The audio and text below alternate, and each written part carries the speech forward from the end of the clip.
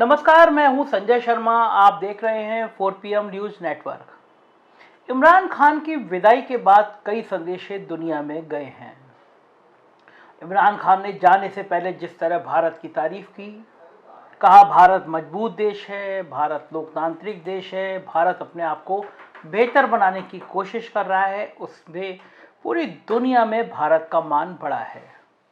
इमरान खान के इस्तीफे से पहले और इस्तीफे के बाद देश के पूर्व प्रधानमंत्री अटल बिहारी वाजपेयी का एक वीडियो पूरे पाकिस्तान में वायरल हो रहा है।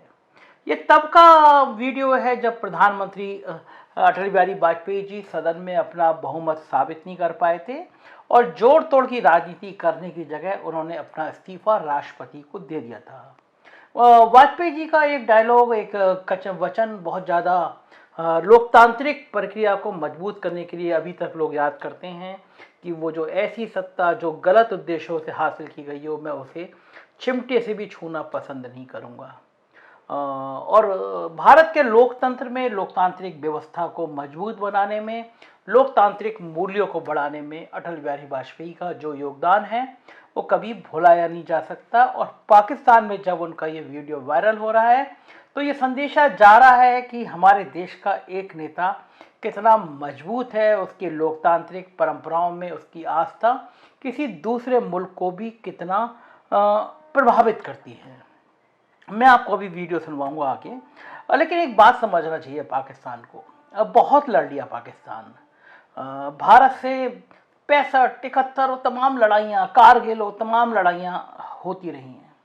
पाकिस्तान के भी अवाम को समझना चाहिए कि अब इन लड़ाइयों से कुछ हासिल होने वाला नहीं है। भारत अपने आप में इतना ताकतवर मुल्क बन चुका है कि उसका पाकिस्तान कुछ बिगाड़ सकता नहीं। कश्मीर की स्थिति दिन पर दिन सुलझ गई है, आतंकवाद कम हो गया है, पत्थरबाज गायब हो गए हैं।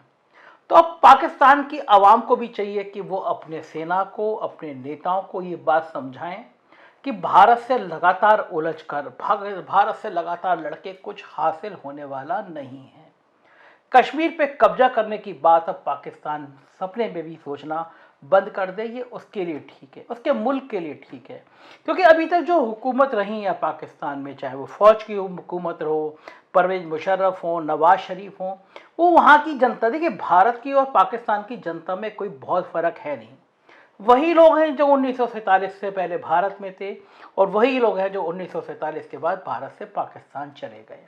उनकी संस्कृति, उनकी साझा विरासत बहुत मिलती जुलती हुई है, चाहे वो क्रिकेट हो, चाहे वो गज़ल हो, चाहे वो शायरी हो, चाहे वो खान पान हो। भारत और पाकिस्तान के लोग बहुत एक दूसरे से मिलते जुलते रहे हैं। लेकिन दोनों देशों के हुक्मरानों में जिस तरह तनाव बढ़ा और पाकिस्तान के हुक्मरान जो हैं वो ये समझ गए कि भारत के साथ राजनीति ना करके, भारत को परेशान करके, भारत का नाम लेके हम पाकिस्तान में माहौल बना लेंगे। पाकिस्तान के जो नेता थे वो पाकिस्तान के अंदर भारत के नाम पर नफरत पैदा करके अपनी हुकूमत चलाते रहे, सेना का डर दिखाते रहे। नतीजा ये हुआ कि आज पाकिस्तान खुद बर्बादी की हालत में पहुंच गया है।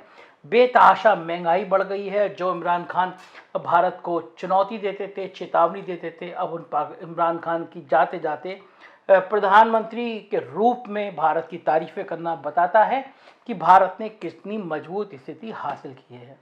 तो जो सरकार बनने जा रही है, विपक्षी नेता है शहबाज शरीफ, वो इमरान खान की तीसरी बीवी बुशरा बीवी पर लगातार आरोप लगाते रहते थे कि वो बहुत टोना टोटका करती हैं। वो इमरान खान की तीसरी वाइफ हैं, हमेशा पर्दे में रहती हैं और ये माना जाता है कि वो बहुत टोने टुटके करती थी। और शहबाज शरीफ ने कई बार आरोप लगाया था कि उनका जो घर है उसमें कुंटलों मांस रोज चलता रहता है क्योंकि वो टोने टुटके करती है। और पाकिस्तान में तो ये कहा जाता था कि ये जो इमरान खान की वाइफ हैं बुशरा बीवी, इन्होंने 2 जिन्न पकड़ रखे हैं और उन दोनों जिन्नों को खिलाने के लिए इतना मांस बनाती हैं। ये सब इस तरह की चीज़ें हैं, लेकिन जब फैलती हैं चीज़ें, अब वहाँ हो या कुछ भी हो, तो आवाम में इसकी चर्चा होती रहती है। तो अब मेरा मानना यह है कि पाकिस्तान को भी समझना चाहिए कि भारत बहुत मजबूत स्थिति में आ गया, अब उसको बेहतर बनना है। उसकी सेना को भी चाहिए कि जितना बड़ा बजट, जितना आतंकवादियों पालने का खेल पाकिस्तान करता है, अगर वो छोड़ देगा तो उसका देश तरक्की करेगा। तो पहले सुनिए वो भाषण जिस पूरे पाकिस्तान में जिसकी चर्चा है। जन समर्थन प्राप्त नहीं है। Cow belt, I don't know where ये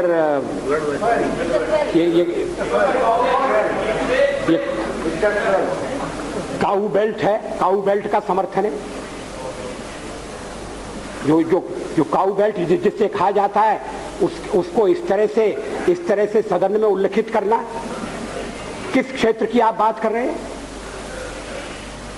हरियाणा में हम हरियाणा में जीते, हमने कर्नाटक में समर्थन प्राप्त किया है। और ये ठीक है कि केरल में और तमिलनाडु में हम उतने शक्तिशाली नहीं है, मगर हमारा संगठन है। पश्चिम बंगाल में भी हमें 10% से थोड़ा कम वोट मिला हुआ है।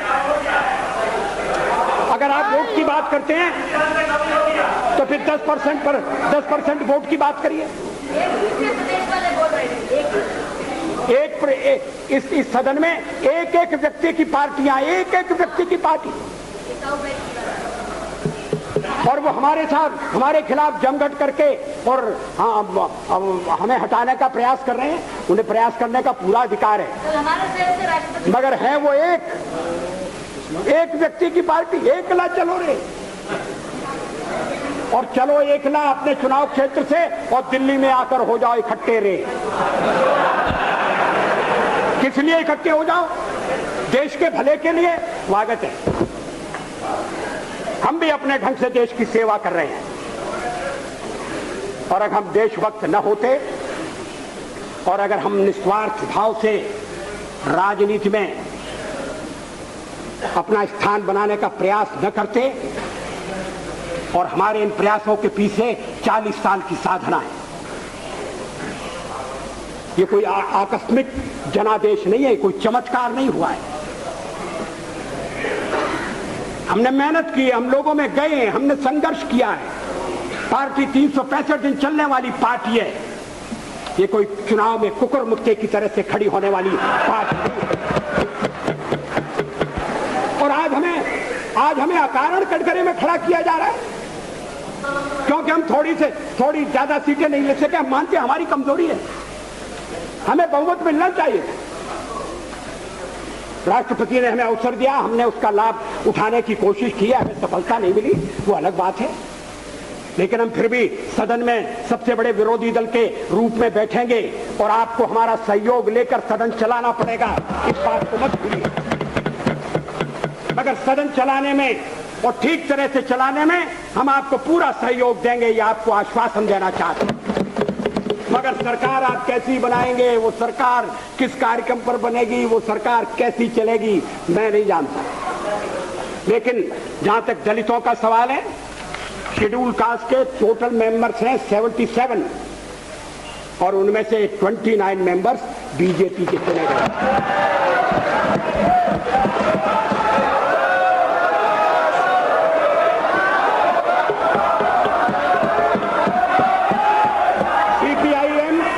सीपीआईएम के 5 मेंबर हैं, सीपीआई 1 मेंबर है, कांग्रेस 15 मेंबर है, जनता दल 7 मेंबर है, और सबसे ज्यादा हमारे मेंबर हैं।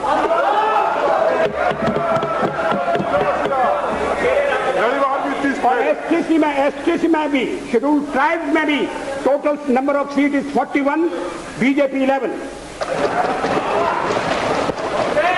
हमारा जनाधार नहीं है, हमें लोगों का व्यापक समर्थन प्राप्त नहीं है। अगर आप हमें छोड़कर सत्ता बनाना चाहते हैं और आप समझते हैं कि वो सरकार टिकाऊ होगी, मुझे तो उसके टिकने के लक्षण नहीं दिखाई देते। वो पहले तो उसका जन्म लेना कठिन है, जन्म लेने के बाद जीवित रहना कठिन है। और ये सरकार अंतर विरोधों में घिरी हुई देश का कितना लाभ कर सकेगी, ये एक प्रश्नवाचक चिन्ह है। हर बात के लिए आपको कांग्रेस के पास दौड़ना पड़ेगा, और जब आप उन पर निर्भर हो जाएंगे, अभी तो मैं नहीं जानता, पहले चर्चा हुई थी, कुछ शर्तें लगाई जा रही, फिर चर्चा हुई कि कोऑर्डिनेटिंग कमेटी बनाना पड़ेगी।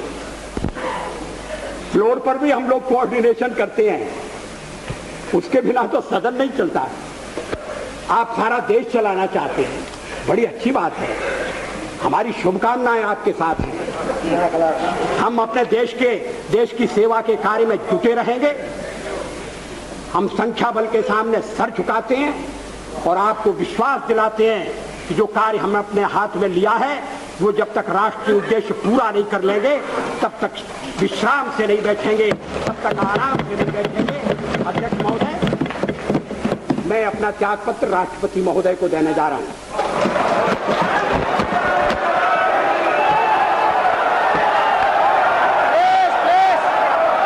सुना आपने, अटल बिहारी वाजपेयी जी के बोलने का कोई सानी नहीं था और भारत में लोकतंत्र कितना मजबूत होना चाहिए इसकी जीती जागती मिसाल थे अटल बिहारी वाजपेयी। विपक्ष का पूरा सम्मान करते थे, विपक्ष को बहुत सम्मान के साथ उनके संग आचरण करते थे, मानते थे लोकतंत्र में पक्ष और विपक्ष दो होते हैं लेकिन दोनों का महत्व होता है और दोनों को सम्मान करना चाहिए।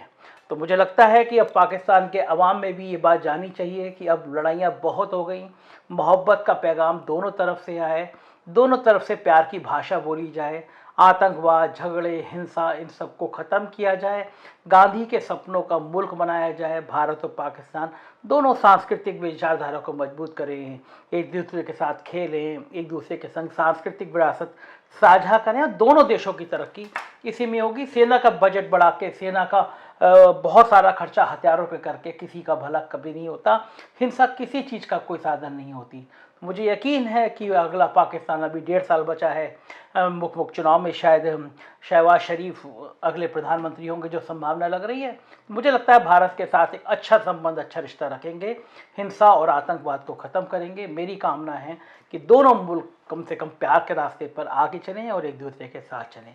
धन्यवाद इस वीडियो को देखने के लिए। मेरी आपसे रिक्वेस्ट है कि अपने साथियों से कहिए कि 4PM न्यूज़ नेटवर्क को सपोर्ट करें, शेयर करें और एक दूसरे से कहें कि ये वो चैनल है जो सच बोलने की हिम्मत रखता है। Thank you.